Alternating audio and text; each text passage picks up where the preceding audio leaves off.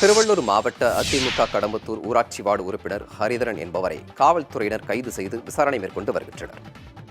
ஏற்கனவே கைது செய்யப்பட்டுள்ள அருளின் செல்போன் ஹரிதரனிடம் இருந்ததால் அவர் கைது செய்யப்பட்டுள்ளார். இதற்கிடையில் ஏற்கனவே கைது செய்யப்பட்ட ஹரிஹரன் என்பவர் அளித்த தகவல் அடிப்படையில் திருவள்ளூர் மாவட்டம் வெங்கத்தூர் பகுதியில் கூவம் ஆற்றில் வீசப்பட்ட கொலையாளிகள் பயன்படுத்திய செல்போன்கள் மீட்கப்பட்டன. ஸ்கூபா டைவர்களை பயன்படுத்தி 5 செல்போன்கள் மீட்கப்பட்டுள்ளன. ஆம்ஸ்ட்ராங் கொலை தொடர்பாக இதுவரை 16 பேர் கைது செய்யப்பட்டுள்ளனர். இதில் திருவேங்கடம் என்பவர் காவல்துறையினர் என்கவுண்டரில் கொல்லப்பட்டார். இதற்கிடையில் காவல்துறையால் கைது செய்யப்பட்ட ஹரிதரனை கட்சியிலிருந்து நீக்கியிருப்பதாக அதிமுக தலைமை அறிவித்துள்ளது. ஆம்ஸ்ட்ராங் கொல்லப்பட வேண்டும் என மற்றவர்களை காட்டிலும் பாஜக முன்னாள் நிர்வாகி அஞ்சலை தான் தீவிரம் காட்டியதாக காவல்துறை நடத்திய விசாரணையில் தெரிய வந்துள்ளது. வெள்ளிக்கிழமை கைது செய்யப்பட்ட அஞ்சலையிடம் காவல்துறையினர் தொடர்ந்து விசாரணை நடத்தி வருகின்றனர். ஆம்ஸ்ட்ராங்கை பழிவாங்க அஞ்சலைக்கு 2 காரணங்கள் இருந்ததாக காவல்துறையினர் கூறுகின்றனர். முதலாவது, தனது கணவர் ஆற்காடு சுரேஷை கொலை செய்ய காரணமாக இருந்ததாக கூறப்படும் ஆம்ஸ்ட்ராங்கை பழிவாங்க வேண்டும் என நினைத்து பல நாட்களாக பல்வேறு திட்டம் தீட்டி வந்துள்ளார். இரண்டாவது காரணம், ஆற்காடு சுரேஷ் படுகொலை செய்யப்பட்ட பிறகு அஞ்சலையின் செல்வாக்கு வெகுவாக குறைந்து தொழில் முடங்கியது என காவல்துறையினர் தெரிவித்தனர். இதனால் ஏற்கனவே ஆம்ஸ்ட்ராங்கை பழிவாங்க துடித்துக் கொண்டிருந்த திமுக வழக்குரைஞர் அருள் மற்றும் பொன்னை பாலு ஆகியோருடன் அஞ்சலை கூட்டு சேர்ந்து கொண்டதும் காவல்துறை விசாரணையில் தெரிய வந்துள்ளது. முன்னாள் தமாக நிர்வாகி ஹரிஹரன் மூலம் அருள், பொன்னை பாலு ஆகியோருடன் கூட்டு சேர்ந்த அஞ்சலை ஆம்ஸ்ட்ராங் கொலைக்காக பல லட்சம் ரூபாய் வங்கி பரிவர்த்தனை மூலமும் பல லட்சம் ரூபாயை நேரடியாகவும் வழங்கியிருப்பதாக காவல்துறையினர் கூறுகின்றனர். ஆம்ஸ்ட்ராங் கொலையை கண்டித்து சென்னையில் நினைவேந்தல் பேரணி நடைபெற்றது. எழும்பூர் நரியங்காடு பகுதியில் தொடங்கி தெற்கு கூவம் வழியாக 1.5 கிலோமீட்டரை கடந்து ராஜரத்தினம் மைதானம் அருகே உள்ள மேடையை பேரணி அடைந்தது. நீலம் பண்பாட்டு மையம் சார்பில் ஒழுங்கு செய்யப்பட்ட இந்த நிகழ்வில் இயக்குனர் ப. ரஞ்சித், நடிகர் அட்டகத்தி தினேஷ், பாடகர் அறிவு, கல்வியாளர் பிரின்ஸ் கஜேந்திரபாபு உள்ளிட்ட 2000க்கும் அதிகமானோர் பங்கேற்றனர். தமிழ்நாடு காங்கிரஸ் கமிட்டியின் பட்டியலின பிரிவு தலைவர் ரஞ்சன்குமார் தலைமையில் காங்கிரஸ் கொடியுடன் ஏராளமானோர் பங்கேற்றனர். ராஜரத்தினம் மைதானத்தில் நினைவேந்த நிகழ்வு நடைபெற்று வருகிறது.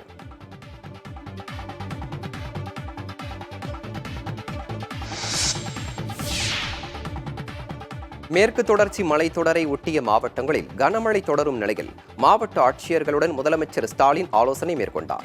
மேற்கு தொடர்ச்சி மலைத்தொடரை ஒட்டியுள்ள நீலகிரி, கோவை உள்ளிட்ட மாவட்டங்களில் கடந்த சில நாட்களாக தொடர்ந்து கனமழை பெய்து வருகிறது. இதனால் பல இடங்களில் வெள்ள பாதிப்புகள் ஏற்பட்டு வரும் நிலையில் சம்பந்தப்பட்ட மாவட்ட ஆட்சியர்களுடன் முதலமைச்சர் மு.க. ஸ்டாலின் ஆலோசனை செய்தார். காணொலி காட்சி வாயிலாக ஆட்சியர்களுடன் கலந்துரையாடிய முதலமைச்சர் ஸ்டாலின் கனமழையால் ஏற்பட்டுள்ள பாதிப்புகள் மற்றும் மாவட்ட நிர்வாகம் சார்பில் எடுக்கப்பட்டு வரும் மீட்பு நடவடிக்கைகள் ஆகியவை குறித்து கேட்டறிந்தார்.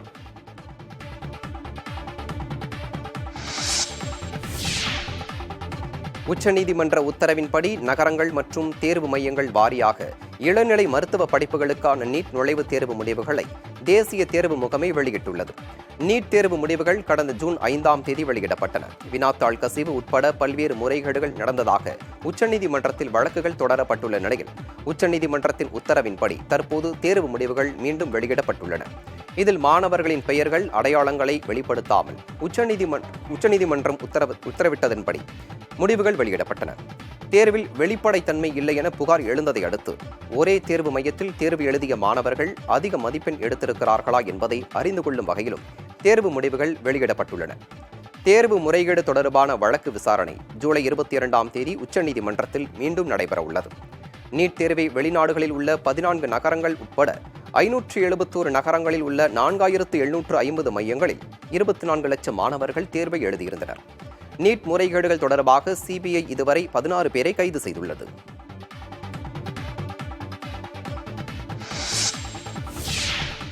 துணை முதலமைச்சர் பதவி குறித்து முதலமைச்சர் மு.க. ஸ்டாலினே முடிவு செய்வார் என அமைச்சர் உதயநிதி ஸ்டாலின் தெரிவித்துள்ளார்.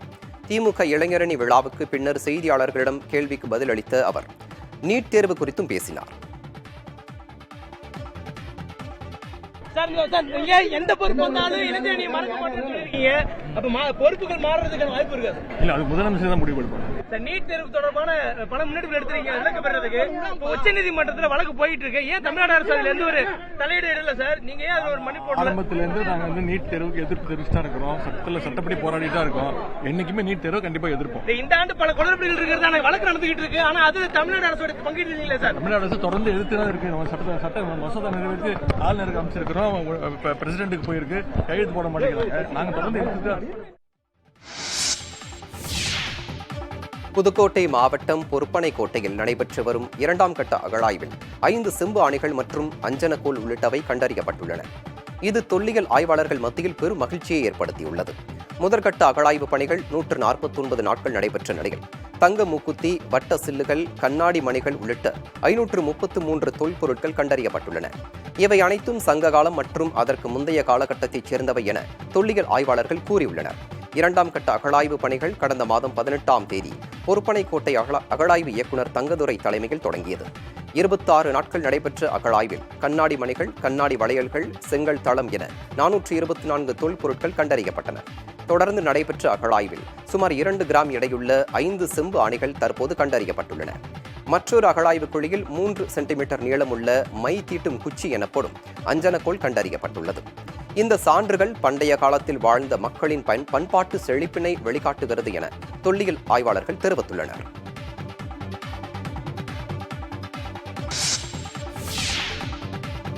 மேட்டுப்பாளையம் பில்லூர் அணையிலிருந்து வினாடிக்கு 10,000 கன அடி உபரிநீர் பவானி ஆற்றில் வெளியேற்றப்படுகிறது. கரையோர மக்களுக்கு 5வது நாளாக வெள்ள அபாய எச்சரிக்கை விடுக்கப்பட்டுள்ளது. கோவை மாவட்டம் மேட்டுப்பாளையத்தில் உள்ள பில்லூர் அணையின் நீர்பிடிப்பு பகுதிகளான நீலகிரி மற்றும் கேரள மலைக்காடுகளில் கடந்த ஒரு வார காலத்திற்கு மேலாக கனமழை பெய்து வருகிறது. நீர்வரத்து அதிகரித்ததால் கடந்த 16ஆம் தேதி பில்லூர் அணை முழு கொள்ளளவை எட்டியது. அன்று முதல் அணைக்கு வரும் நீர்வரத்து அப்படியே உபரி நீராக பவானி ஆற்றில் திறந்துவிடப்படுகிறது. வினாடிக்கு 10,120 கன அடி நீர் வெளியேற்றப்பட்டு வருவதால் பவானி ஆற்றின் கரையோரம் உள்ள மேட்டுப்பாளையம் மற்றும் சிறுமுகை பகுதி மக்களுக்கு 5ஆம் நாளாக வெள்ள அபாய எச்சரிக்கை விடுக்கப்பட்டுள்ளது.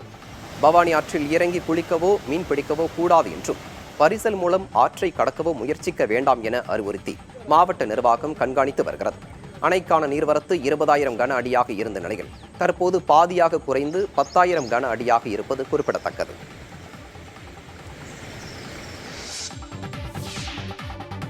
சூறைக்காற்று காரணமாக ராமநாதபுரம் மாவட்ட விசைப்படகு மீனவர்கள் 4வது நாளாக மீன்பிடிக்க கடலுக்கு செல்லவில்லை.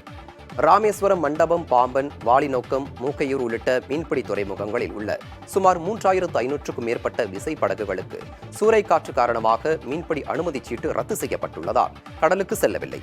மீன்பிடி தடை காரணமாக ராமநாதபுரம் மாவட்டத்தில் 1 லட்சம் மீனவர்கள் நேரடியாகவும் சுமார் 2 லட்சம் மீன்பிடி சார்பு தொழிலாளர்கள் வேலை இழந்துள்ளனர்.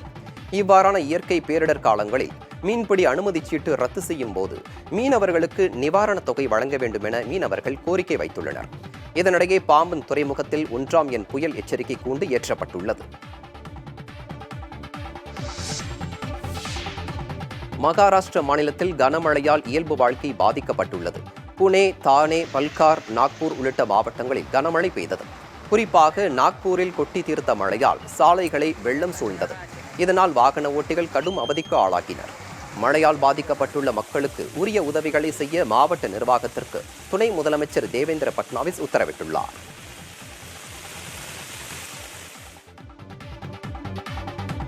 இந்நிலையில் கனமழையால் மும்பையில் அடுக்குமாடி குடியிருப்பின் பால்கனி இடிந்து விழுந்த விபத்தில் பெண் ஒருவர் உயிரிழந்தார்.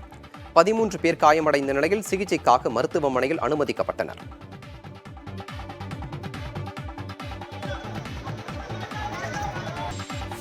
டெல்லியில் வரும் 27ஆம் தேதி நடைபெறவுள்ள நிதி ஆயோக் நிர்வாக குழு கூட்டத்தில் தமிழ்நாடு முதலமைச்சர் மு.க. ஸ்டாலின் பங்கேற்பார் என தகவல் வெளியாகியுள்ளது. பிரதமர் மோடி தலைமையிலான பாஜக அரசு பொறுப்பேற்றதும் மத்திய திட்டக்குழு கலைக்கப்பட்டு அதற்கு பதிலாக பிரதமர் தலைமையில் நிதி ஆயோக் அமைப்பு நிறுவப்பட்டது. அண்மையில் நிதி ஆயோக் அமைப்பு மாற்றியமைக்கப்பட்டது. மத்திய அமைச்சர்களுக்கும் கூட்டணி கட்சிகளுக்கும் நிதி ஆயோக் அமைப்பில் இடமளிக்கப்பட்டது. இதைத் தொடர்ந்து ஜூலை 27ஆம் தேதி நிதி ஆயோக்கின் 9வது நிர்வாக குழு கூட்டம் பிரதமர் மோடி தலைமையில் நடைபெறவுள்ளது. தமிழ்நாடு முதலமைச்சர் மு.க. ஸ்டாலினும் இந்த கூட்டத்தில் பங்கேற்க உள்ளதாக தகவல் வெளியாகியுள்ளது. கூட்டத்தில் பங்கேற்கும் முதலமைச்சர் மத்திய அரசின் நிலுவைத் தொகை, நிதி விவகாரம் உள்ளிட்ட பல்வேறு பிரச்சனைகள் குறித்து பேச திட்டமிட்டுள்ளதாக தெரிகிறது. இதற்கான அதிகாரப்பூர்வ அறிவிப்பு ஓரிரு நாட்களில் வெளியாகும் என எதிர்பார்க்கப்படுகிறது.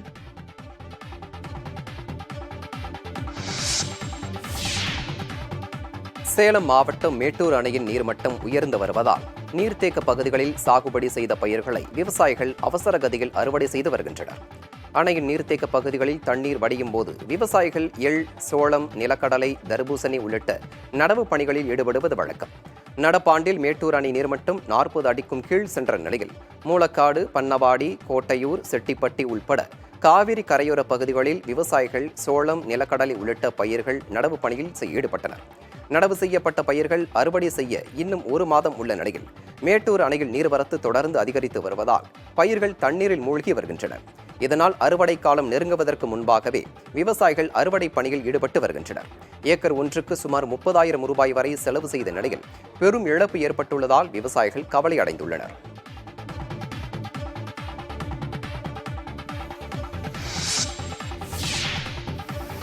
காவிரியில் வெள்ளப்பெருக்கு ஏற்பட்டுள்ள நிலையில் ஒகேனக்கல் மற்றும் மேட்டூர் அணையில் பாதுகாப்பு ஏற்பாடுகள் குறித்து ஆட்சியர்கள் நேரில் ஆய்வு செய்தனர்.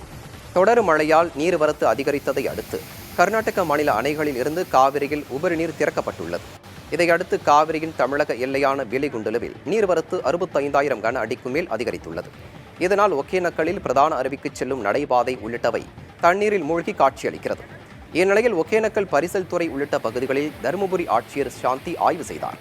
மேலும் நாடார் கொட்டாய், ஊட்டமலை, சத்திரம், நெருப்பூர் உள்ளிட்ட காவிரி கரையோர பகுதிகளில் வசிப்பவர்களை பாதுகாப்பான இடங்களில் தங்க வைக்க அதிகாரிகளுக்கு ஆட்சியர் உத்தரவிட்டார்.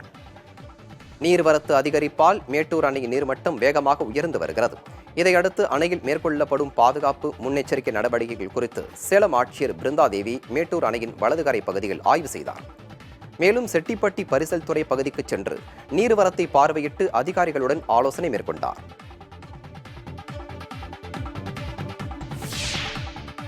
சென்னை விமான நிலையத்தில் கடத்தல் தங்கம் பிடிபட்ட விவகாரம் தொடர்பாக பாஜக நிர்வாகி பிருத்வி உட்பட 6 பேருக்கு சம்மன் அனுப்பி சுங்கத்துறை அதிகாரிகள் விசாரித்து வருகின்றனர்.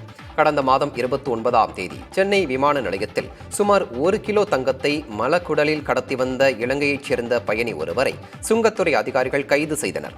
அவரிடம் மேற்கொண்ட விசாரணையில் விமான நிலையத்தில் கடை அமைத்து விற்பனை செய்து வந்த யூடியூபர் சபீர் அலி என்பவர் 7 ஊழியர்களுடன் இந்த தங்க கடத்தலை அரங்கேற்றியது அம்பலமானது. இதையடுத்து சபீர் அலி மற்றும் அவருடன் பணியாற்றிய ஊழியர்கள் 7 பேரை சுங்கத்துறை அதிகாரிகள் கைது செய்தனர். இவர்களிடம் நடத்திய விசாரணையில் கடந்த 2 மாதங்களில் 167 கோடி ரூபாய் மதிப்புள்ள 267 கிலோ தங்கத்தை கடத்தியது தெரியவந்தது. தொடர்ந்து யூடியூபர் சபீர் அலிக்கு கடை ஒதுக்கிய விவகாரத்தில் வித்வேதா PRG நிறுவன இயக்குநராக இருந்த பாஜக நிர்வாகி பிருத்விக்கு சம்மன் அனுப்பி விசாரணை மேற்கொண்டனர். இதையடுத்து சென்னையில் 2 வணிக வளாகங்களில் உள்ள கடைகளை ஆய்வு செய்ததில் பல முக்கிய ஆவணங்கள் பறிமுதல் செய்யப்பட்டதாக அதிகாரிகள் தெரிவித்துள்ளனர். மேலும் ஏர்போர்ட் அத்தாரிட்டி ஆஃப் இந்தியாவில் இணை பொது மேலாளராக பணியாற்றிய வரும் செல்வநாயகம் உள்ளிட்ட 5 பேருக்கு சம்மன் அனுப்பியுள்ளதாக அவர்கள் தெரிவித்துள்ளனர். இதனைத் தொடர்ந்து கடத்தப்பட்ட மொத்த தங்கமும் யாருக்கு வழங்கப்பட்டது என்பதை தெரிந்து கொள்ள கைது செய்யப்பட்டவர்களை காவலில் எடுத்து விசாரிக்க சுங்கத்துறை அதிகாரிகள் திட்டமிட்டுள்ளனர். கிருஷ்ணகிரி மாவட்டம் ஓசூரில் கொசு புழுக்கள் உற்பத்தியாகும் வகையில் சுகாதாரமற்று இருந்த 2 தொழிற்சாலைகளுக்கு 1.50 லட்சம் ரூபாய் அபராதம் விதிக்கப்பட்டது. ஓசூர் பகுதியில் கடந்த சில நாட்களாக காய்ச்சல் பரவி வருவதை அடுத்து மாநகராட்சி சார்பில் தடுப்பு நடவடிக்கைகள் மேற்கொள்ளப்பட்டு வருகிறது. இந்நிலையில் காமராஜ் நகர் பகுதியில் உள்ள வெல்டிங், கிரைண்டிங் உதிரி பாகங்கள் தயாரிக்கும் தனியார் தொழிற்சாலையில் அதிகாரிகள் ஆய்வு செய்தனர். ஆலையில் டெங்கு காய்ச்சல் ஏற்படுத்தும் வகையில் கொசு புழுக்கள் அதிக அளவில் இருந்ததால் ஆலைக்கு 1 லட்சம் ரூபாய் அபராதம் விதித்ததுடன் வர்த்தக அனுமதி ரத்து செய்யப்படும் என நோட்டீஸ் வழங்கினர். இதேபோல் சின்ன எலசகிரி பகுதியில் கொசு புழுக்கள் உற்பத்தியாகும் வகையில் சுகாதாரமற்று இருந்த இருசக்கர வாகன உதிரி பாகங்கள் தயாரிக்கும் தனியார் தொழிற்சாலைக்கு 50,000 ரூபாய் அபராதம் விதிக்கப்பட்டது.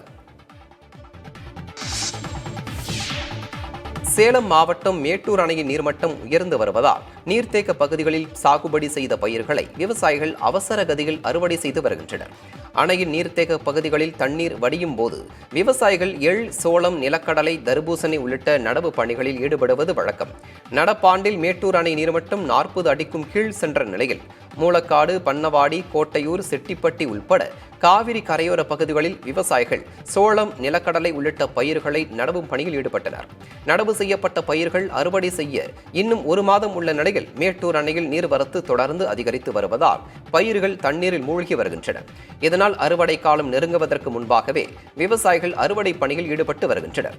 ஏக்கர் ஒன்றுக்கு சுமார் 30,000 ரூபாய் வரை செலவு செய்த நிலையில் பெரும் இழப்பு ஏற்பட்டுள்ளதால் விவசாயிகள் கவலை அடைந்துள்ளனர்.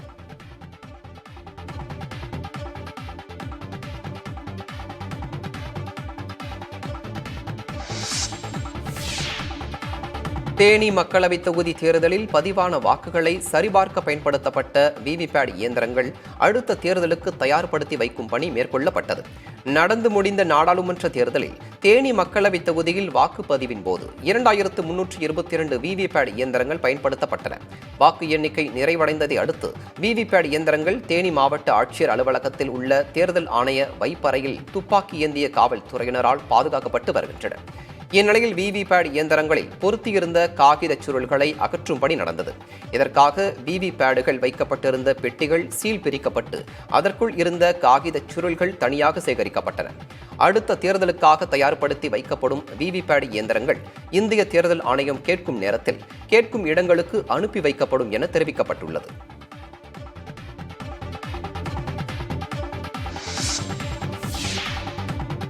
தஞ்சை மாவட்டம் கும்பகோணத்தில் இருசக்கர வாகனத்தை திருடியவரை காவல்துறையினர் கைது செய்தனர். துக்கம்பாளைய தெருவில் பூ வியாபாரி செல்வம் என்பவர் நிறுத்தி வைத்திருந்த இருசக்கர வாகனம் காணாமல் போனது. இதுகுறித்த புகாரின் பேரில் கும்பகோணம் கிழக்கு காவல்துறையினர் அப்பகுதியில் இருந்த கண்காணிப்பு கேமரா பதிவுகளை கைப்பற்றி ஆய்வு செய்தனர். அப்போது முகக்கவசம் அணிந்த நபர் ஒருவர் இருசக்கர வாகனத்தை திருடி சென்றது தெரிய வந்தது.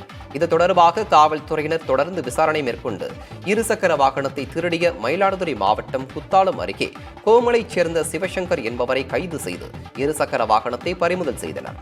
சிவசங்கரன் மீது கும்பகோணம் தாலுகா மற்றும் திருவிடைமருதூர் காவல் நிலையங்களில் பைக் திருட்டு வழக்குகள் நிலுவையில் உள்ளன.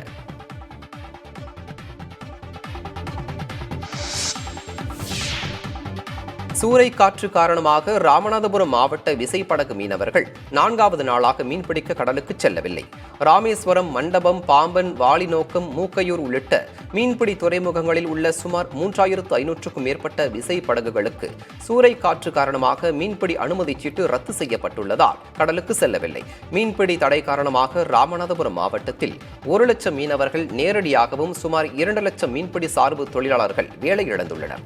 இவ்வாறான இயற்கை பேரிடர் காலங்களில் மீன்பிடி அனுமதி சீட்டு ரத்து செய்யும் போது மீனவர்களுக்கு நிவாரணத் தொகை வழங்க வேண்டும் என மீனவர்கள் கோரிக்கை வைத்துள்ளனர்.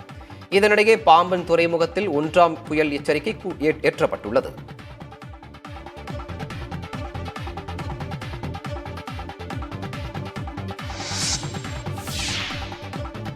விருதுநகர் மாவட்டம் சிவகாசி அருகே சீல் வைக்கப்பட்ட பட்டாசு ஆலையில் இருந்த 4 லட்சம் ரூபாய் மதிப்பிலான தடை செய்யப்பட்ட சரவடி ரக பட்டாசுகள் நீதிமன்ற உத்தரவின்படி அழிக்கப்பட்டன. அனுப்பங்குளம் கிராமத்தில் அருணாச்சலம் என்பவரது பட்டாசு ஆலையில் கடந்த மே மாதம் தீப்பெட்டி மற்றும் பட்டாசு தொழில் தனி வட்டாட்சியர் திருப்பதி தலைமையிலான அதிகாரிகள் ஆய்வு செய்தனர். அப்போது ஆலையில் உள்ள கிடங்கில் உச்சநீதிமன்றத்தால் தடை செய்யப்பட்ட 1000, 2000, 5000 வாளா சரவெடிகள் உள்ளிட்ட பட்டாசுகளை பதுக்கி வைத்திருந்தது தெரிய வந்தது. இதையடுத்து அதிகாரிகள் கிடங்கிற்கு சீல் வைத்தனர். இதைத் தொடர்ந்து கிடங்கிற்கு வைக்கப்பட்ட சீலை அகற்ற கோரி பட்டாசு ஆலை உரிமையாளர் சார்பில் உயர்நீதிமன்ற மதுரை கிளையில் வழக்கு தொடரப்பட்டது. இதில் கிடங்கில் உள்ள தடை செய்யப்பட்ட சரவடி ரக பட்டாசுகளை அழிக்க நீதிமன்றம் உத்தரவிட்டது.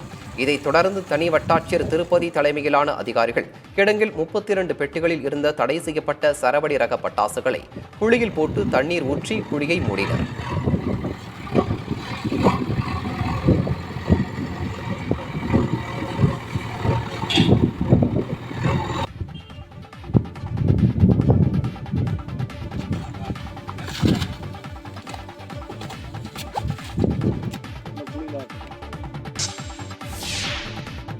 மலேசியாவில் மன்னர் சுல்தான் இப்ராஹிம் சுல்தான் இஸ்காந்தரின் முடிசூட்டு விழா கோலாகலமாக நடைபெற்றது.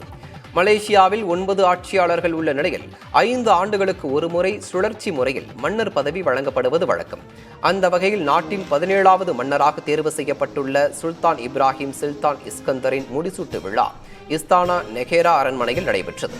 பாரம்பரிய உடையில் வந்திருந்த மன்னர் சுல்தான் இப்ராஹிம் ராணி ரஜா ஜரீத் சோஃபியா ஜல்ட்ரீஸ் ஷாவுடன் அரியணையில் அமர்ந்து முடிசூட்டி கொண்டார். மன்னராக பதவியேற்ற கொண்ட பின் சுல்தான் இப்ராஹிமிற்கு அந்நாட்டு பாதுகாப்பு படையினர் அணிவகுப்பு மரியாதை அளித்தனர். மலேசியாவில் மன்னருக்கான அதிகாரம் என்பது சமீப காலமாக அதிகரித்து வரும் நிலையில் புதிய மன்னராக சுல்தான் இப்ராஹிம் பதவியேற்றுள்ளது முக்கியத்துவம் வாய்ந்ததாக பார்க்கப்படுகிறது.